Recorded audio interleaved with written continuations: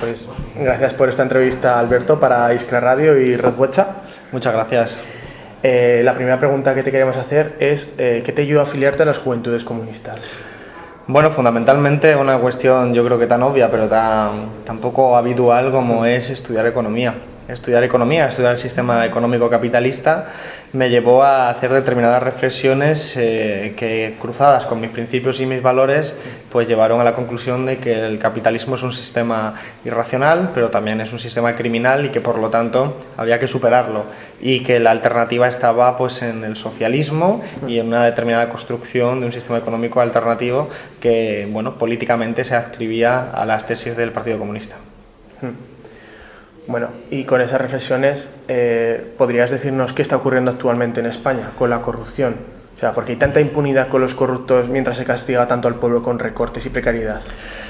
Bueno, podríamos decir que estamos en una etapa del capitalismo en la que el propio capitalismo, para su supervivencia en el estadio actual, necesita liquidar lo que son los derechos sociales consagrados, el estado de social, tal y como lo conocemos, sanidad pública, educación pública, y que eso es la única forma que tiene el capitalismo de volver a poder ponerse en pie, o intentarlo al menos, lo cual manifiesta la incompatibilidad entre democracia y capitalismo y Estado social y capitalismo. Ahora bien, todo esto es independiente, pero paralelo a la corrupción, porque aunque no hubiera corrupción, hubiera pasado. Lo que ocurre es que el agravante, en este caso, en el Estado español, es la corrupción, que es sencillamente pues, la manifestación del funcionamiento de la oligarquía entendida como matrimonio feliz entre una élite política y una élite económica, que han estado saqueando las finanzas públicas y saqueando y expoliando pues, los derechos sociales y los derechos económicos de la mayoría social.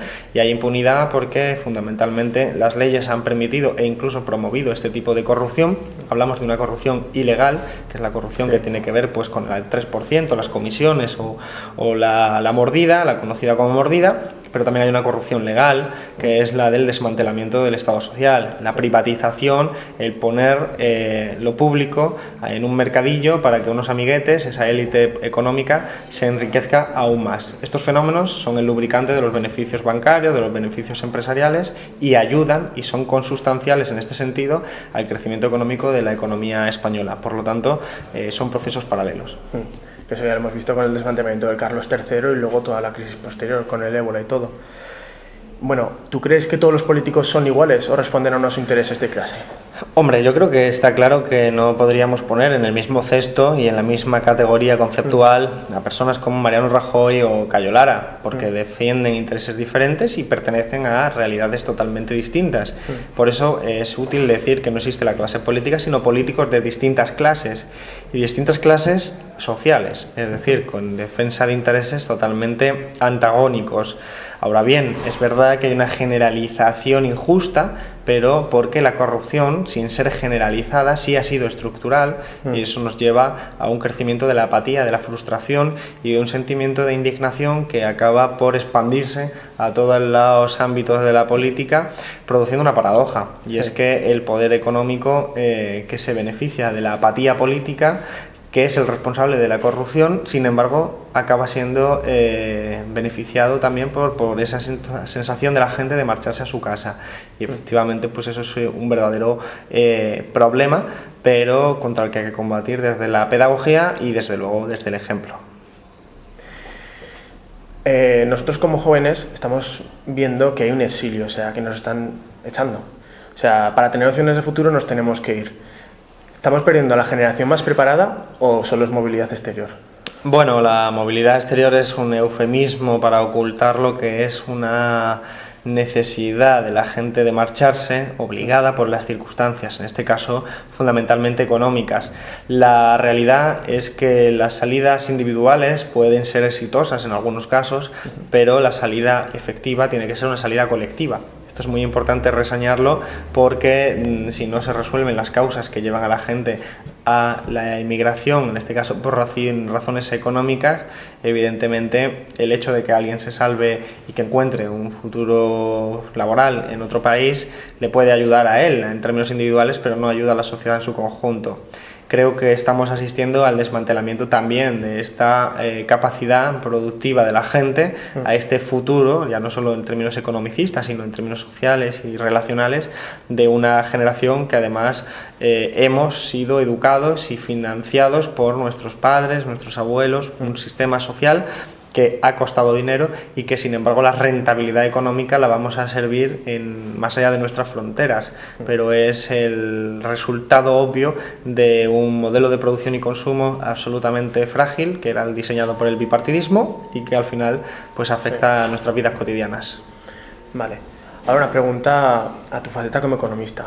O sea, ¿tú crees que para salir de esta crisis capitalista que se puede salir de esta crisis capitalista rescatando a bancos y no rescatando a las familias?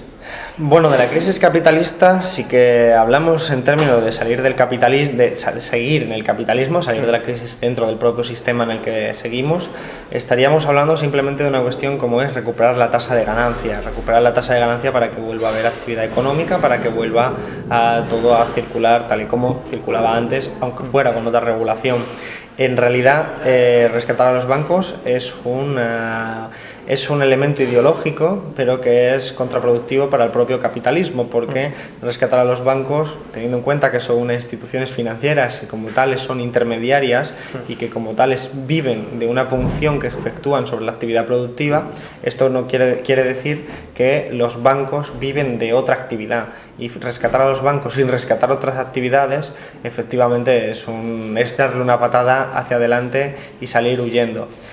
Realmente lo más sensato, incluso si uno fuera un capitalista sensato, es rescatar a las familias en términos de proporcionar a las familias los ingresos suficientes para que pudieran comprar y de esa forma generar una actividad económica desde abajo, desde los barrios, y eso probablemente llevaría al saneamiento del sector financiero, porque se podrían devolver las deudas que están acumuladas de una forma ingente en los últimos años. En todos los casos eso seguiría sin resolver el problema fundamental, que es que la propia dinámica del capitalismo conlleva crisis económicas. Vale, muchas gracias. Bueno, y actualmente se afronta en España una situación histórica en la que el bipartidismo ya no da más de sí, y la mayoría social apuesta por transformar la sociedad hacia un modelo mejor. ¿Cómo debe ser el papel de ello en este nuevo escenario? Yo pienso que es importante entender que los partidos son instrumentos para la mayoría social, y por lo tanto son instrumentos que tienen que acondicionarse a las necesidades de esta mayoría social. En este sentido, es cierto que estamos ante una oportunidad histórica y hay que aprovecharla, porque las oportunidades históricas pasan, y si pasan nos vamos a encontrar con una sociedad en la que no nos reconocemos como seres humanos, en la que no nos reconocemos como personas con capacidad para transformar la sociedad en un sentido progresista o de ideología de izquierdas, y para no encontrarnos en esa circunstancia tenemos que abrir los márgenes para poder aprovechar esta oportunidad. Izquierda Unida tiene que acometer un proceso profundo de reforma para adaptarse organizativamente e impedir que este fenómeno social que ocurre desde hace varios años no sea canalizado por la izquierda. Tenemos que conseguir que ese fenómeno social, la rabia, la indignación, sea canalizada por una izquierda que además sea una izquierda ideológica, que tenga claro quién es el enemigo, que tenga claro cuál es el capitalismo y cómo funciona. Y para eso Izquierda Unida tiene que evitar pasar desapercibido. No podemos ver la revolución pasar por delante, bien sea una revolución de derecha, bien sea una revolución de izquierda, una transformación radical, porque si se hace sin una ideología como la nuestra, que sitúa al capitalismo como principal responsable, entonces ciertamente habremos desaprovechado la oportunidad. Bueno, en relación a este libro que escribiste, La Tercera República, hoy vas a presentarlo, pero ya lo publicaste a comienzos de este verano. ¿Fue una señal que pocos días antes de publicarlo abdicase Juan Carlos I?